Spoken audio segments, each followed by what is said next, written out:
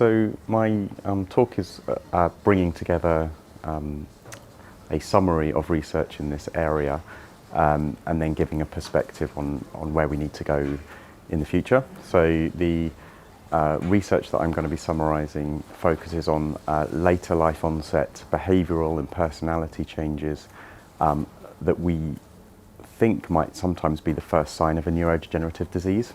So when these symptoms occur in later life, when they're sustained and when they're not attributable to another medical or psychiatric condition, there's quite a lot of evidence that those symptoms carry an increased risk of dementia. I'll be summarising the evidence that has been produced from a range of longitudinal cohort studies which are following people up over a number of years, looking at those who display these symptoms versus those that don't, and examining the incidence of dementia in each of those groups.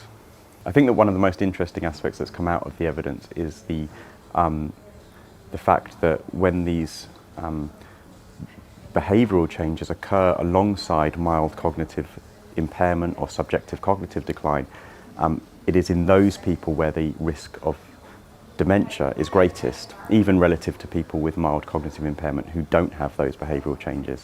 So I think one really important lesson to take from that is that can we use concurrent behavioural changes to bring more precision to the label of mild cognitive impairment or subjective cognitive decline to identify a group of people who are most at risk of dementia and therefore most in need of a more careful follow-up to manage that risk or to manage their care. The second important theme, I think, is behavioural changes. Really, that label encompasses a wide spectrum of different symptoms, all the way from mood, anxiety, apathy, impulse control, social inappropriate behaviour, and abnormal thoughts and perception. Most of the research to date has focused on a catch-all category of behavioural changes where people can display any combination of those 5 symptoms. I think research now needs to move towards more precise estimation of dementia risk associated with individual symptoms. So what are the specific risks associated with abnormal thoughts and perceptions, hallucinations, for example?